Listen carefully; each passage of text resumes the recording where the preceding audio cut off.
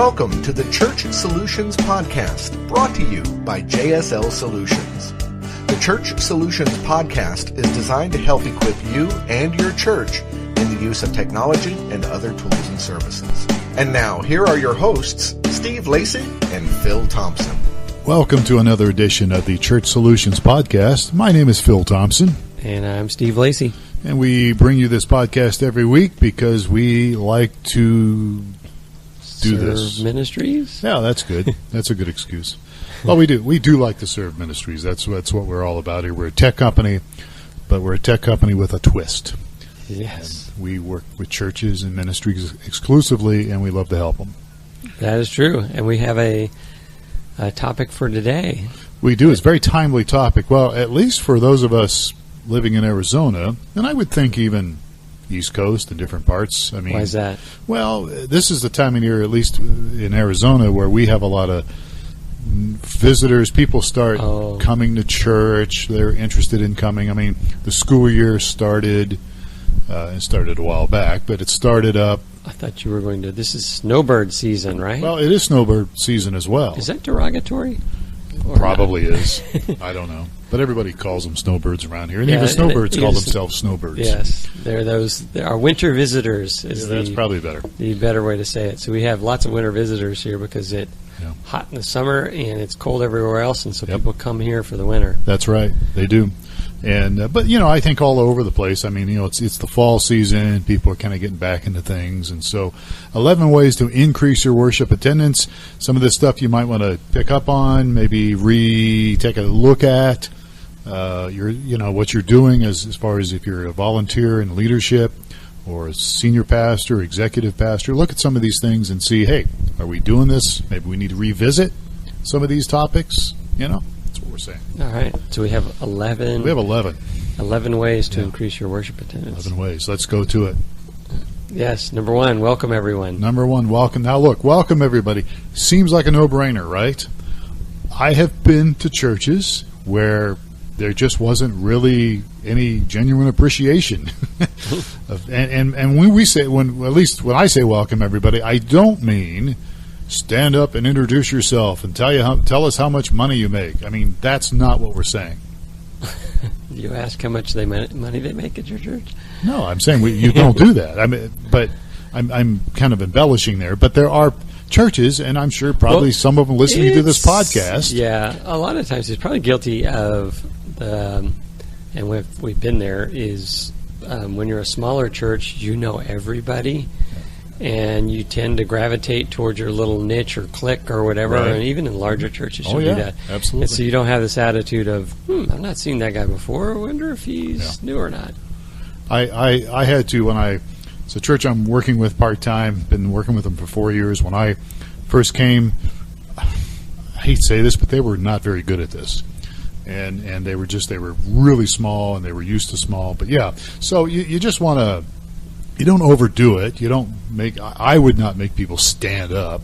I made that statement earlier, but what I would say is, if you see somebody, walk over and shake their hand, and different people give different vibes. I mean, there are some people you go up and say hi to them. They're very friendly. They want to know more about your church. They want to know about what's going on. And other people are like, just leave me alone. Right. And so you need to kind of sense that and be sensitive to what they want and not push yourself and yet kind of make yourself available, so to speak. And anybody can do this. I mean, it doesn't have to be a leader, just anybody that's part of the church. Well, it's a good sales tactic to use your sales training of when to approach and help and when to back off and let people do their own thing.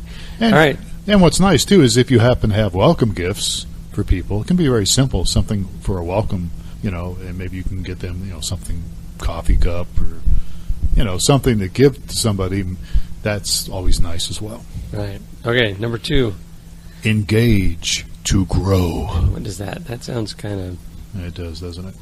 Kind of out there, kind of mysterious, kind of undefined. What do you mean by engage to grow? So you want to engage with new as well as existing members as often as possible, and especially following services. So I think you need to create some kind of space and time to personally meet and greet and talk to visitors and even older friends before and after services and or after events. So I guess like we have, honestly, we have a little coffee set up, some snacks. We have actually people scheduled to bring snacks in. They're really quite good. And there's times if, we start at 10, and we do that at 10, but people, there's refreshments that people can stand around for a few minutes before 10 o'clock and engage with people. And then afterwards, when the service is over, there's space created. Right. So I remember actually the first time I was at the church I'm at now, I think it was that church. Anyway, they'd set up a special room. Yeah. And for first-time guests, and you would go and meet with the pastor. Yeah, that could. I don't like that. It's a little too formal, or because you were like, "Ooh, you get the special pass to go meet with the pastor in the special room and have the special chairs and drinks." And I don't want to trash that idea because it might work for some people. But if I'm a new person, I'm not sure I want to go into a room. Yeah, that's true. It's that's a little just me. More intimidating. I think it is. So what we do, but they make a point. They go, "Ooh, you're a newcomer, so let me scurry you off to." I guess it depends on how you package it or how you present it. It could work. I guess it could work. I've done it before with my family at some church. Yeah. It could. To me, it's a little intimidating if you're first time. But I think ideally, if you have enough space in your lobby, and you've got something to, some coffee out there, some snacks out there, either before or after or both. And then here's what's the most important thing, in my opinion, is those of us involved in some type of leadership, volunteer leadership, on staff, whatever. If you're a leadership team person, a board member, you need to create space and time so that you are available to newer people. And I have, a part of what I do part-time is I'm like an executive. I do a lot of administration. And I always have to shoo people away from me, regular members, who want stuff, who will take up my time, and it could be handled later or earlier in the week or something, because what happens is they take up my time, and then I miss these newer people. Right. At our church, we do a thing that I think is very clever or whatever, but the senior pastor will do his message, and then after he's done, we'll have somebody that comes up and does tithes and offerings, announcements, or whatever, and they'll say, and you're dismissed, and Pastor Jeff is on the patio as you leave the building, and he's out there set up to just, to talk to people, as they leave. Yeah, that's good. That's good. I think that's a very important thing. I think. And I'm usually in front, and so I try to be available to people. But yeah, I think it comes down when we talk about engage to grow, it's creating space for people, creating opportunities, and key people in your church need to be available to reach out to these people. That's all I'm saying. All right.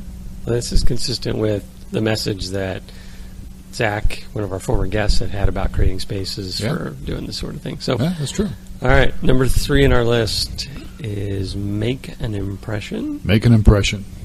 So, would that probably be recommended to make a good impression as opposed to a disastrous impression? I guess I should have said good. Let's scratch that off there. Make a good impression. There's lots of impressions out there, but a good one is that. And so, I think. Again, I think signage is a big part of this. We talk a lot about websites here because we're a tech company and we do provide website templates, and we talk about making your website look good and friendly. But I think signage is still valid out there.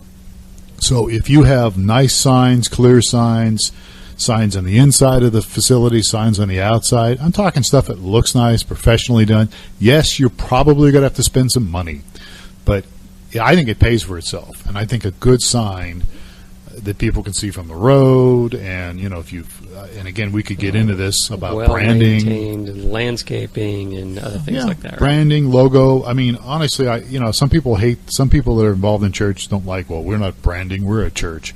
But I think if you put together a nice logo and signage, I think it speaks volumes to people who are visitors and people that drive by your church. And I think that's important to have. All right. Makes sense. Yeah.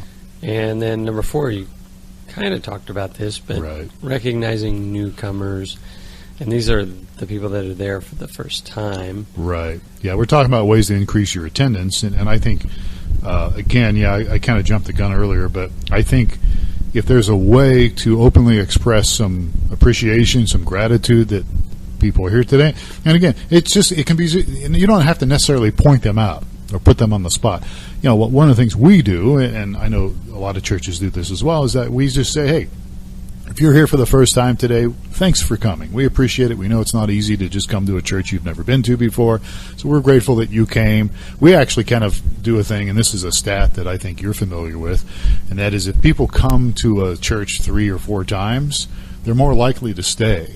And so we actually do a little thing at my church where we say, hey, we want to give you the 3-week challenge. Mm-hmm. And we don't make it real serious, but we kind of joke about it. We say, you know what, if you come here 3 times, you cannot help but fall in love with us. You're going to, so we kind of make a joke about it, but we do encourage people to come, and we recognize people in the sense generally recognizing them. Not, hey, I see you're new here. Yeah, I'm not saying that. Back there, row 3, blue suit, blue shirt, stand up. That is not, that's not what we do. But we do, generally speaking, if you're here for the first time, thank you for coming, and we appreciate the fact that you chose to come. So, anyhow, that's what I mean by that.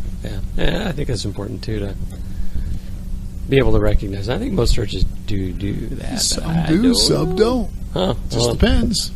All right, number 5 on our list is keep social media current. Keep your social media current. This is, we've talked a lot about social media on these podcasts. It's hard to do when you're volunteering, but you really need to work hard to try to update your website. If you're using Facebook, if your church has a Facebook page, if you have a Twitter account, if you have Pinterest, if you have whatever, you should really do your best to keep that, especially your Facebook page and your website. Yeah, there's many a website that, this applies to all your digital stuff. Yeah. You don't want to come to our Celebration Easter service and have that up in August and September. Yeah, exactly. It's those kind of things. They communicate a message to people. Yeah, that I'm not taking care of things. Exactly. We don't care. We're not doing this. We don't care. And so, all this stuff communicates something to visitors or people possibly looking to come. All right. Number 6 on our list here is 11 ways to increase worship attendance. Number 6, follow up. Now, look, there's all sorts of ideas about this. We use the word simulation is a lot of times what we use, which is kind of a weird word or a big word, and people from Star Trek think it's something. But there's different ways to follow up with people, and all I can say is find what works for you, for your church, and if you feel like it's working, then just do it. Timely, friendly manner to visitors. We have a connection card. We encourage everybody in our church to fill out a connection card because there's places for prayer requests. Want to find out, want to get involved in something you saw in the program. And we encourage people that are here for the first time, hey, fill out a connection card. Which is the gateway to getting on the follow-up list. A lot of people will recognize that as well, right? Yeah, I think it's, and again, we have a deal where, if they give us their email address, then we will send them an email, usually from the senior pastor, saying, hey, thanks for coming, appreciate it. If you need any help or have any questions, let us know. If they come a second time, we'll send another email saying, hey, I'm glad you came second time, and, thanks for coming. Don't forget about this is coming up, and love to see you, And theoretically, we do it 3 times. If they show up 3 times and fill out, that's one way to do it. There's other ways to do it, and it's up to the church, to their style. I wouldn't just pile on them and just really put a lot of pressure on people, but I would at least let them know. Some people make phone calls. We've done a little bit of that in my church. Normally, there's not. Usually goes the voicemail. Which is the way it is today. People just don't answer their phone if they don't know who you are, they don't know the number. But even if you do a phone call, even leaving a voicemail is okay. Because you can say, hey, this is so-and-so from the church. Glad you came. Let us know if you have any questions. Love to see you again. Thanks. Goodbye. So it's something you can certainly do. So, but I wouldn't bug them to death. I mean, I wouldn't, I'd do it once, and if they ever come back, I wouldn't keep hammering them. Right. Right. So, but the key is to follow up. Just follow up. They showed up, follow up. So number 7 Right. is listed as outreach and networking. Outreach and networking. So you're reaching out and you network with existing members, and you want to kind of learn more about what they like about the church, what their needs are. You want to get feedback from your people. And again, we do this once a year. We do a little survey once a year at our church. Just so you kind of tune the service, or yeah, we just want to get their feedback. Right. What are you liking? What how can we be better at what we do? We try to package it to say, hey, we're glad you're here and we'd love to get your feedback. We want to do it in a positive way. So we always say things like, how can we be better at what we do here, and let us know how we can do better. Not so much like, hey, what do you hate about this place? Mm-hmm. We don't have that in the survey, but so I think you want to get information of the people that are coming, find out what you're doing well, and maybe continue to move in that direction some. So online surveys, other traditional communication channels can work. It's just, and like I said, we do it once a year. So, all right. So this is kind of tied into the number 6 on our list is consistent communication. Yeah, it is. It's number 8. So, yeah, and this is not only following up with the new member or the new visitor, but this is just communicating with everybody that. Right. We have we use MailChimp, which is a product I know you like. You're the one that turned me on to it. So we format a nice little newsletter, digital, send it out, and we embed it on our website. We embed it on our Church App Live app that we have.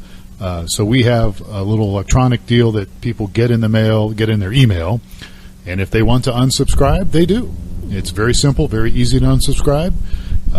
And like I said, we actually put it in different places as well. We don't just email it, but we actually embed it. There's code that you can drop in, and I think it's good. It keeps people up to date on upcoming events. It also gives them an opportunity to respond to the email, which they do. And like I said, if they don't like it, they just unsubscribe. It's that simple. We've had people make mistakes and unsubscribe by mistake, and then somebody will come up to me and say, I don't get the newsletter anymore. Why not? And I look in the database, and I find out they unsubscribed, and I can't just put them back in. They have to put themselves back in. And so I usually go back and say, well, you unsubscribed. Ooh, didn't mean to do that. So then they can go back in and do it. So, again, it's constant communication, and electronically is, I think, one of the best ways to do it. All right. Or you could send out a letter, too, I guess. I don't know if Jeff still does that at your church or not, but he used to. We send out a quarterly thing to everyone that has contributed. They get a quarterly statement with a bunch of quarterly numbers. Here's what's going on this quarter, and here's that's what good. to look forward. That's good. Here's an upcoming series, that sort of thing. Yeah, I think it's good. I think that's a good thing. As well as right. You guys have a newsletter too. Yeah. All right. So number 9, personal invitations. Well, as we know, you and I know that nothing beats if you want to, connect with people with your business or whatever it is you've got going, your church, your business. Nothing beats the personal, personal invitation from from your members, personal endorsements. Word of mouth is a very good thing. You spend a lot of money on things, but what's more effective is word of mouth if you can do that. So, I think personally inviting visitors to attend your services, or maybe events that you might be having during the week. Encourage your members to reach out to their friends, their family, the coworkers, people they live next to, their neighbors. I think that's really good. And of course, as you and I have talked about, if the church does streaming online, it's a great opportunity to invite people to watch online. Right. It's a good low barrier to entry to get people to. Absolutely. You don't have to be quite as brave as walking through the door to attend a service online. So. Yeah. But personal invitations, that's number 9 here, as you just said. That's the most effective way to increase your numbers to your worship services. So this is related. The next point is 10, which is learn to invite. Yeah. So I know I did this when I was senior pastor of my church years ago, and I think Jeff has done this, but that is we used to have a class that we garnished it from Rick Warren called Class 401, I think, and it was all about, if I remember right, it was all about kind of teaching people how to share their testimony, how to connect with people, how to invite people. Because normally, if you're in the evangelical realm, you have a testimony of how, God changed your life. And what most people do is they go on way too long. I mean, they just go on forever. And so even if somebody is mildly interested, you've lost them after, 5 minutes or whatever. And so I think that, for those interested, I think it's helpful to say, hey, look, you want to invite people to this church, you like what we're doing here, we got a little class here that can give you some tips on not to be too oppressive or overbearing on people. And if you have if you want to share your testimony, here's 3 things you should share in your testimony, and it shouldn't be more than 3 minutes. Yeah. I think in the ones we talked about, it shouldn't be more than 2 minutes or maybe even a minute. Another thing that may be related to this as well is just equipping the congregation to invite. And right. I know at our church and a lot of churches, they'll hand out like business cards to give away to your friends right. and coworkers and that sort of thing. That. Yeah. So yeah. So you equip them, give them really easy ways for them to in turn invite others. Yeah, that's another way. And Easter's a great opportunity. You can print material like a little business card for Easter. Hey, our services are 9 and 10:30 or whatever. Right. Christmas is coming up. So, Christmas Eve is what? Sunday morning. It's a Sunday morning, which is driving me nuts because I don't know what to do. Oh, it is? Yeah, it's a Sunday morning, and I don't know what to do because... Well, it's a Sunday evening, I assume. Well, but the day, Christmas Eve, the day before Christmas... is a Sunday. Right. Wow. And so we're not sure what to do. We don't know. Should we do Sunday morning services, or should we just do Sunday evening services, or should we do both? Or there's probably a lot of churches wrestling with that this year. It's coming up. Yeah. It's coming up, and we don't know what to do because it's like... You would think it could up every 7 years, and we would have figured this out, but... You'd think so, but I don't know. I don't know what to do because, everybody's used to going to church on Sunday morning, but this is like the 24th, and some people really enjoy a Christmas Eve service in the evening, which is what we always do, but... Do you do both? Do you do one or the other? Yeah, I don't know. We're not sure. We're trying to figure it out with our leadership teams. Like, I don't know what to do, And so I think we're going to probably skip the Sunday morning deal, which I'm sure there'll be people, even though we publicize it and promote that we're not doing Sunday morning on the 24th of December. We're going to do, 2 services at 4 o'clock and, whatever in the afternoon. There's still going to be people, I'm sure, show up. They always do. But that's the challenge. So how did you get onto this topic here? I got on it because... How did I get on it? Because inviting people... don't invite them, tools. Don't invite to your church on don't invite Eve. people to come to Sunday morning. I got on a tangent here. Sorry, but we were talking about material and promoting. Material would be good for Christmas Eve. Right. Okay. Yeah. Material That's would be what good for to. Easter. Christmas is coming up. Yes. Or some special event that you've got going on. Then if you had some material already printed, cards, little flyers, that's a great tool to give your members to invite their friends. Besides classes or besides tips on how to share your testimony or how to... Right. I don't know. We're off track. Sorry. No. You just got a little tangled up with Christmas coming up. Well, it's bugging me. I don't know what to do. All right. Number 11 on our top 11 ways to expand your ministry. Pray and be excellent. I don't know. I put them both in there because I thought it would be good. I definitely believe in prayer, but I believe there's a lot of things we can do to be successful, and I think both are good things. And I got somebody quoted Vince Lombardi at one of my leadership team meetings last week, and Vince Lombardi, great football coach, perfection is not attainable, but if we chase perfection, we can catch excellence. And so my point here on this thing is, as we pray and as we work hard to be excellent, look, nothing's perfect. There's going to be things go wrong. Things don't always look like we want. So we got to be careful we don't get into this perfection mode. And then usually if you're leading a certain department or a certain area of ministry and you're a perfectionist, you make your fellow team leaders or your fellow volunteers or whatever miserable. Oh, I could see that. Because it's never good enough. And you don't want to get into that mode.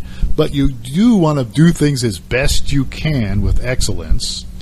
And then, do the best you can, and then with what you've got, and God will provide. That's the way I think about things. We do this with streaming video all the time. We have churches that start off with streaming video. They have one camera and a tripod, and it's somebody's camcorder. And of course, today some of the camcorders are pretty good. They're some of the consumer camcorders are very good. And you know what? If you want to do streaming video, this is just one case here. You can set it up and do it, and then as you work hard and adjust your lighting and maybe get a little money in the budget, maybe somebody gives some extra money to do more with your tech team, you can grow and you can expand. And before you know it, you got 3 cameras and you're approaching excellence. You're getting better and better at it, and good things are happening. So I don't know. That's just whatever. That's my take. All right. So this is the 11 ways to increase your worship attendance. We'd love to get your. I'm sorry, did I cut you off? No. I was just that you were the man behind all of these. Well, I'd love to get your feedback. We would love to get your feedback. So just send us an email, support@streamingchurch.tv. That's one of our domains. Maybe you think we're out to lunch on this stuff. Maybe there's something you can add. I don't know. We'd love to hear from you. So support@streamingchurch.tv. There you have it. Sounds good. All right. Anything else? That's it. Okay. If we can help you with anything, that's why we are here. We love helping churches. His name is Steve Lacy. I'm Phil Thompson, and we are done. We hope that you have a great day, and thank you so much for listening to this edition of the Church Solutions Podcast. We will catch you next time. Take care.